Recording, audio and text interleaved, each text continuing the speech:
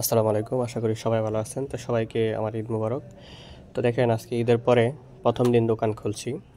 তো প্রথম দিন দোকান খুলেই যে বিষয়টা শেয়ার করব আপনাদের সাথে সেটা হলো একটা 60 ভোল্টের চার্জার। দেখতেই পারতেছেন এটা একটা 60 ভোল্টের চার্জার। তো যে বিষয়টা গুরুত্বপূর্ণভাবে আলোচনা করব সেই বিষয়টা হলো দেখতে পারতেছেন, দেখেন আমি কিন্তু লাড়া দিতেছি, এই যে দেখেন সবই কিন্তু লড়তেছে, সাথে কিন্তু একবারে তারগুলো সব লড়তেছে। আসলে এগুলো কেন হলো দেখেন, আমরা সবাই কাজ করি, আমরা সবাই কাজ বুঝি, সবাই কাজ করি, আমরা কোনো সমস্যা নাই। যে যতটুকু কাজ বুঝে তার ততটুকু কাজ করা উচিত, এটা আমরা সবাই জানি। কিন্তু আসলে আমরা এমন কিছু লোক আছি যারা যতটুকু কাজ না বুঝি তার চেয়ে বেশি কাজ করার চেষ্টা করি। এটা কেন হয়? আসলে অনেক সময় আমাদের চেষ্টা করি আমরা যে কাজটাকে ভালো করার জন্য, কিন্তু সেই ভালো করার ফল কি এখানে আছে? তো নাই। তো আমি যাই হোক, এই লোকের ব্যাপারে, যে ভাইটা কাজ করছে, আমি তার ব্যাপারে কিছু বলবো না। তবে আপনারাও কমেন্টে জানাবেন যে আসলে এই ধরনের কাজ করা কি ঠিক আছে কিনা। দেখেন এখানে কিন্তু প্রথমত কটন টেপ ব্যবহার করা হয়েছে। তো যাদের হিটপলি নাই, যেমন আমরা হিটপলি দিয়ে কাজ করছি, দেখেন এখানে আমরা হিটপলি দিয়ে কাজ করছি। তো যাদের হিটপলি নাই তারা তো ঠিকই কাজ করবে, কোনো ব্যাপার না। যাদের হিটপলি না থাকে তারা কাজ করবে না? অবশ্যই তারা কাজ করবে। কটন টেপ দিয়ে কাজ করলেও কিন্তু যথেষ্ট সুন্দর হয়। এখানে দেখেন, এখানে কিন্তু এক ফোঁটা বানিশও দেওয়া হয় নাই। আমরা জানি যদি কটন টেপ দিয়ে কোনো কাজ করি তাহলে সেক্ষেত্রে কিন্তু আমাদের বানিশ দিতে হয়। বানিশ ছাড়া কটন টেপ দিয়ে কাজ করলে এটা কিন্তু দীর্ঘস্থায়ী হয় না, টেকসই হয় না, শক্তিশালী হয় না। আবার একই দিকে আপনি যখন হিটপলি দিয়ে কাজ করবেন তখন কিন্তু আপনি কোনো বানিশ দিতে পারবেন না, কারণ হিটপলিতে বানিশে কাজ করে না। তারপরে যদি আপনি দিতে মনে চায় আপনি দিতে পারেন, কিন্তু আমরা বানিশ ছাড়াই হিটপলি দিয়ে কাজ করি। তবে যদি কোথাও কটন টেপ দেই সেক্ষেত্রে কিন্তু আমরা বানিশ অবশ্যই ব্যবহার করতে হবে, কারণ কটন টেপ দিলে বানিশের মনে করেন যে অবশ্যই প্রয়োজন পড়বে আপনার।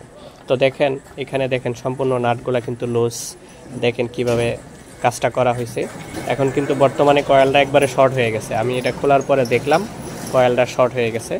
তো লোকটা খুব দুঃখ প্রকাশ করলো, গাড়িটা মাত্র কয়েকদিন হলো কিনলো, তো এখনই যেহেতু এই অবস্থা, তাহলে এটা কিন্তু আসলে খুব কষ্টজনক ব্যাপার। আজকে মাত্র ঈদের একদিন পার হইলো, এখনই যদি এই লোকটার 3000 টাকা বা 2500 টাকা জরিমানা লাগে। আমরা তো কিন্তু এই কয়েলগুলো শুধুমাত্র 2500 টাকায় করে থাকি, একবারে সীমিত রেট। তো যারা কাজ করেন তারা অবশ্যই দেখে কাজ করবেন। যারা কাজ বোঝেন না তারা আসলে এই ধরনের কাজ করবেন না। যারা কাজ বোঝেন তারা আসলে বুঝে শুনে কাজ করবেন। যারা না বোঝেন তারা সিনিয়র যারা আছে তাদেরকে হেল্প নেওয়ার চেষ্টা করবেন। যারা সিনিয়র কাজ করে তাদের হেল্প নেওয়ার চেষ্টা করবেন, কারণ আপনি যদি হেল্প না নেন, আপনি যদি এভাবেই কাজ করে যান তাহলে কিন্তু আপনার ক্ষতি হয়ে গেল। কারণ এই কাজটা যখন আমাদের মতো লোকেদের হাতে আসবে তখন কিন্তু আমরা এটা দেখব, এটা দেখে কিন্তু বিচার করব। আর আপনার এই কাস্টমারটা আপনি যার কাজটা করে দিচ্ছেন সে কিন্তু কখনোই আপনার কাছে যাবে না, কখনোই কিন্তু আপনার কাছে যাবে না। তাই আপনি অবশ্যই সতর্ক থাকবেন, এইভাবে কাজ করবেন না ভাই। আপনি কাজ অল্প করেন, অল্প করলেও যতটুকু বুঝবেন ততটুকু করবেন, তাতে কিন্তু আপনার অবশ্যই ভালো হবে, উপকার হবে। কিন্তু ফলে আপনি এইভাবে কাজ করার ফলে হয়তো আপনি 500-1000 টাকা পেয়ে যাবেন, কিন্তু আপনারই কিন্তু ভবিষ্যৎ ক্ষতি হয়ে গেল। এই কাস্টমারটা আর আপনার কাছে আসবে না, কারণ যখন আপনার সাথে একজন ভালো সিনিয়রের কাছে যাবে তখন কিন্তু সে আপনার কাছে আর কখনো আসবে না। তাই এই জন্য আপনি যখন কাজ করবেন তখন ভালো কাজ করবেন। আপনার কাছে যদি হিট প্রুফ না থাকে আপনি কটন দিয়ে কাজ করেন, কোনো সমস্যা নাই, কিন্তু আসলে এত খারাপ কাজ করা যাবে না। তো আশা করি এই কাজটা যারা করবেন তারা সবাই সাবধানে করবেন। আসলে চার্জার কিন্তু খুব ক্যাটাগরির একটা বিষয় না, খালি একটু যদি ভালো করে মনোযোগ সহকারে বোঝা যায় তাহলে কিন্তু এই কাজটা করা সম্ভব। খুব একটা ভেজাল তেমন কিছু এটাতে নাই। তো যারা কাজগুলো করবেন, অনেকে আছে চার্জার খুব ভালো করে ফিনিশিং দিতে পারে, আলহামদুলিল্লাহ। আবার অনেকে আছে যে এই ধরনের ফিনিশিং দেয়। তো এই ধরনের ফিনিশিংগুলো আপনারা কেউ দিবেন না। এই ধরনের ফিনিশিং দিলে কিন্তু আপনাদের ক্ষতি হয়ে যাবে, অনেক ক্ষতি হয়ে যাবে। যেমন দেখা গেল এই কাজটা আপনার কাছে আর কখনোই আসবে না।